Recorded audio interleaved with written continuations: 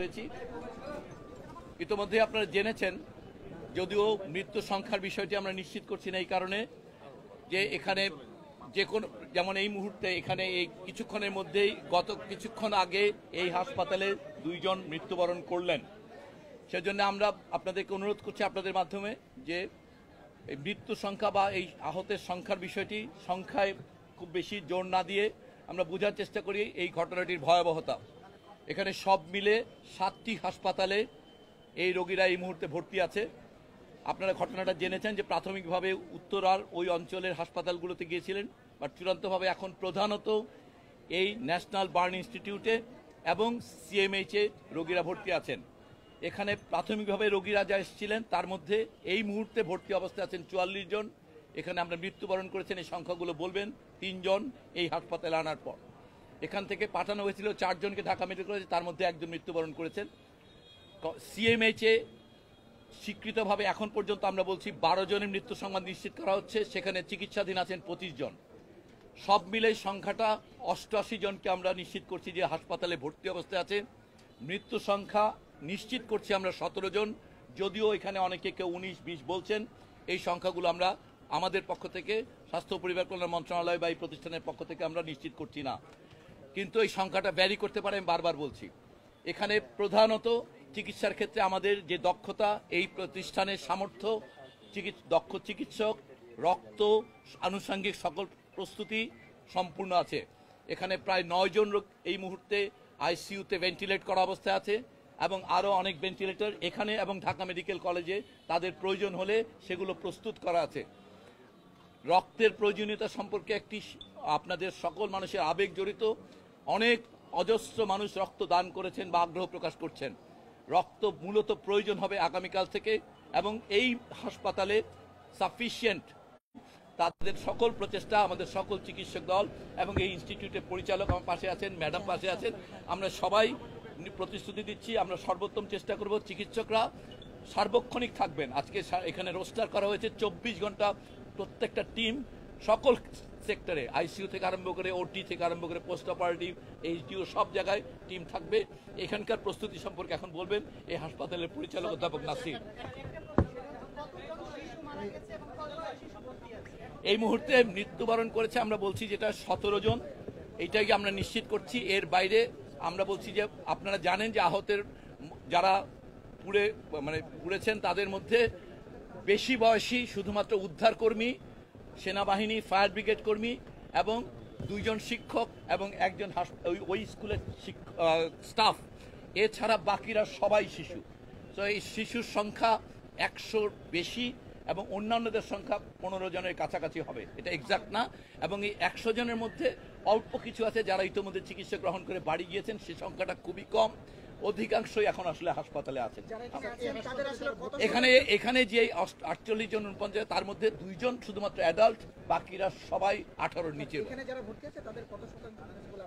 এই বার্ন সম্পর্কিত ব্যাপারটা উনি বলতে পারবেন। তারপর আপনাদের মোটা ধারণা বলছি যে আসলে এই বার্নের যে ধারণা উনি বলবেন বা যেটা বলা হয়, এটা একেবারেই প্রাথমিক মূল্যায়ন এবং এটা বাইরে থেকে দেখা। এই ধরনের বার্নের ক্ষেত্রে বাইরের বার্নের পাশাপাশি তাদের যে ইনহেলেশন ইনজুরিটা হয়েছে সেটা কিন্তু পরবর্তীতে তাদের আউটকামের উপরে খুব বেশি প্রভাব ফেলবে। অতএব বার্নের পার্সেন্টেজ যে কত মানুষ ঝুঁকিতে আছে এটা নির্ণয় করাটা অতি সরলীকরণ হবে। তারপরও উনি প্রতিটা ক্ষেত্রে বার্নের যে ব্রেকআপটা এটা উনি বলবেন পরিচালক মহোদয়।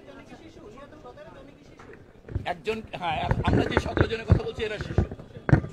এখানে একটা ব্যাপার বলা ভালো যে এখানে এখন পর্যন্ত 7টি লাশ, এই 17 জনের মধ্যে 7 জনের কিন্তু এখনো শনাক্তকরণ করা যায়নি। এটা অ্যাবসলিউটলি দেহাবশেষ। অতএব তাদের ডিএনএ স্যাম্পল নেওয়া হচ্ছে। অতএব এই 7 জনের এর মধ্যে 6 জন সিএমএইচে, 1 জন উত্তর আধুনিকে। অতএব দেহাবশেষ থেকে আলটিমেটলি জানা যাবে হয়তো পরিচয়।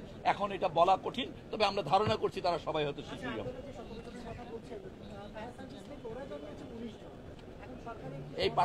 এই পার্থক্যটার কারণ আমরা হাসপাতালে ভর্তি অবস্থায় আমরা এই বাকি 2 জনের কথা আমরা বলতে পারছি না হাসপাতালে, কিন্তু আমাদের কাছে যেটুকু আছে আমি সেই জন্য বলেছি এই সংখ্যাটায় পিরাপিরির চাইতে এটা কিন্তু একেবারে ইনজুরি। আমরা বলেছি ভর্তি রোগী, এই বারবার এই সংখ্যাগুলো দিয়ে এখানে এই প্রশ্নটা সেদিন আলোচনার শুরুতে একটা কথা বলেছিলাম, আসলে সংখ্যার ক্ষেত্রে পার্থক্য হচ্ছে, কারণ এখনো 3-4টা সংস্থা বসে আমরা এটা কনফার্ম করছি না। যেমন আমরা যদি বলি পাইলটের মৃত্যু, এটা আমরা অন্তর্ভুক্ত করে বলি না। আমাদের কাছে যে সরকার স্বাস্থ্য পরিকল্পনা মন্ত্রণালয়ের যে হাসপাতালগুলো, সেখানে 17 জনের মৃতদেহ আছে, এইটুকু হচ্ছে আমরা নিশ্চিত করেছি।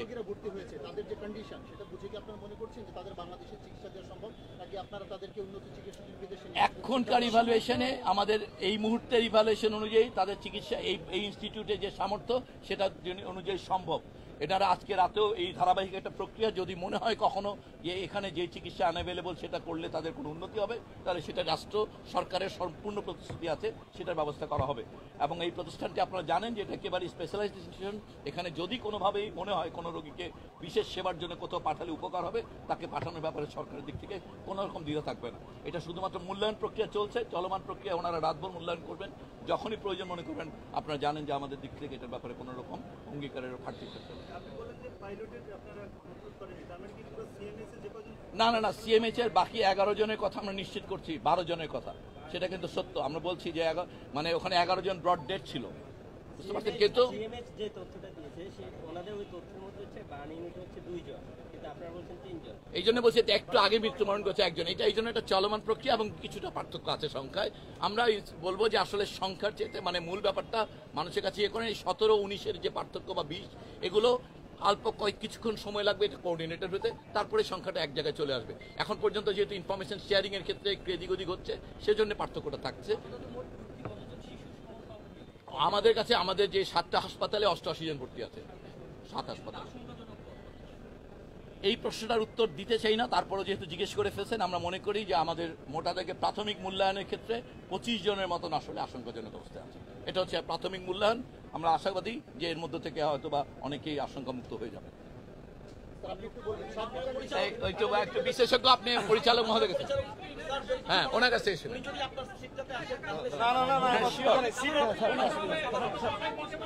স্যার আপনি বসেন স্যার। নট অ্যাট অল, কোনো অসুবিধা নেই স্যার। স্যার এটা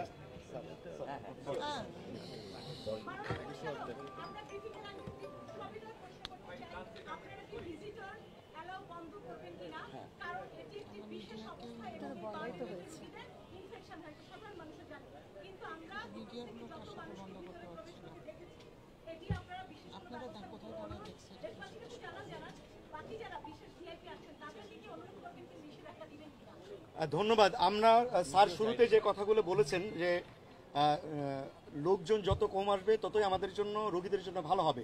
আমরা শুরুতে একটা জিনিস জানেন যে এইরকম একটা ঘটনা ঘটবার পরে সারা দেশ থেকে মানুষ উৎকণ্ঠা উদ্বিগ্ন নিয়ে এখানে এসেছে। আমাদের পক্ষ থেকে আমরা শুরুতেই বারে বারে এই ব্রিফিংটা করছি এবং আপনাদের জন্য বলি, যারা ভিআইপি লোকজন বা পলিটিক্যাল লোকজন অথবা অন্যরা আসছেন, তারা কিন্তু কেউ রোগীদের কাছে যাচ্ছেন না। এবং আমাদের স্যাররাও কেউই রোগী দেখতে যান না, শুধুমাত্র আমরা যারা হসপিটালের সার্ভিস প্রোভাইডার তারাই শুধু রোগীর কাছে যাচ্ছি। এবং আমি আপনাদের মাধ্যমে এই প্রশ্নের জন্য আপনাকে ধন্যবাদ জানিয়ে আমি বলতে চাই, আপনাদের মাধ্যমে আপনারা সবাইকে অনুরোধ করবেন, দেশবাসীকে অনুরোধ করবেন, তারা সবাই দোয়া করুক, আমরা যাতে ঠিকমতো চিকিৎসা দিতে চাই।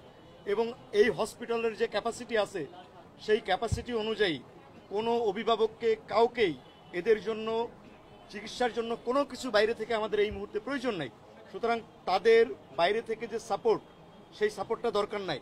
তো আমরা আপনাদের মাধ্যমে আবারও বলতে চাই, আপনারাও আহ্বান জানান অযথা যেন এই হসপিটালে ভিড় না করে। কিন্তু একটা জিনিস আপনারা সবাই জানেন, যার স্বজন এখানে আহত হয়ে আছে তারা সবাই এই খোঁজটা নিতে চাইবে।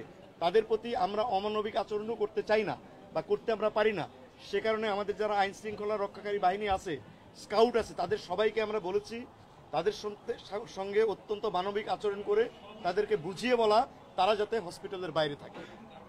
ধন্যবাদ।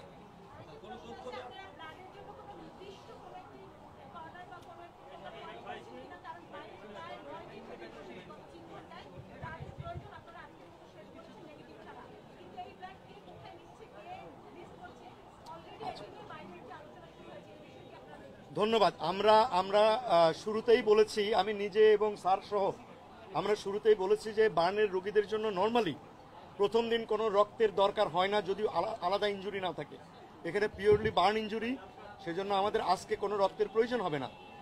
এবং এই রক্তগুলো লাগে মেনলি আমরা বলি ফ্রেশ ফ্রোজেন প্লাজমা, এবং এটাকে আপনি কোনোভাবেই রোগীর কাছ থেকে বা আগে নিয়ে রাখতে পারেন না, এটা নিয়ে কোনো লাভ হবে না। অর্থাৎ ফ্রেশ ফ্রোজেন প্লাজমা আমাদের এখানে এটাকে আলাদা করবার ব্যবস্থা আছে, আমাদের যে ব্লাড ট্রান্সমিশন ইউনিট আছে, সে কারণে আমরা সবাইকে আহ্বান জানিয়েছি আজকে ব্লাডের জন্য আপনারা কেউ থাকবেন না।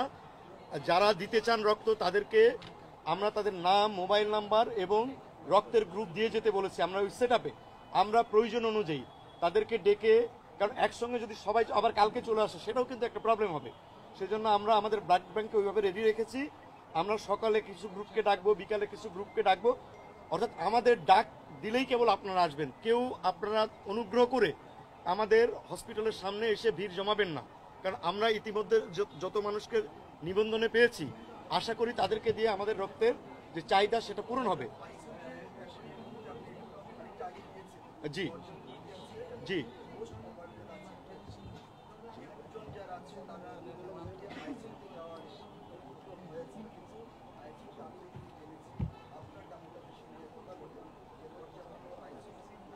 না, আপনি আপনি আপনি যে কথাটা বলেছেন এই কথাটা মোটেই সত্য নয়। আমি নিজে সবকিছু দেখে আসছি। আমাদের আইসিইউতে এই মুহূর্তে যে রোগীগুলো আছে আইসিইউতে, সেগুলো আইসিইউতে দেওয়ার মতো সেগুলোকে আমরা দিয়েছি। আমরা আইসিইউতে অতিরিক্ত সিটের ব্যবস্থাও রাখা আছে, যদি প্রয়োজন হয় শিফট করার ব্যাপার আমরা অবশ্যই সেটা শিফট করব। কতটা সিট আছে হ্যাঁ, আইসিইউ ক্যাপাসিটিটা? আমাদের নর্মাল আইসিইউ ক্যাপাসিটি হচ্ছে 20টা। এর বাইরে আমাদের এইচডিইউ আছে, যেটাকে আমরা বলি হাই ডিপেন্ডেন্সি ইউনিট। এবং আরেকটা কথা আপনাদের বলি যে এই জিনিসটা আপনাদের পক্ষ থেকে যেন মানুষকে এই কথাটা না বলা হয় যে আইসিইউর অভাবে রোগী হচ্ছে, কারণ আইসিইউটা সব চিকিৎসার জন্য সবার জন্য জরুরি না। না না, মানে যে পেশেন্টের দরকার হবে, যেমন আইসিইউতে আইসিইউ সম্পর্কে আমি বলি, এইচডিইউ আর আইসিইউর ব্যাপারটা হচ্ছে যে অক্সিজেন সাপোর্টের জন্য আমরা দিয়ে থাকি, আর ভেন্টিলেশনের ব্যাপারটা একেবারেই আলাদা। ভেন্টিলেশন আমার এখানে 20টা ভেন্টিলেটরি সাপোর্ট আছে, যাদের প্রয়োজন হবে। আমরা এই মুহূর্তে আমাদের ম্যাক্সিমাম রোগী আছে, কিন্তু সবার কিন্তু ভেন্টিলেটরে দেওয়া নাই। এই রোগীগুলোকে ট্রান্সফার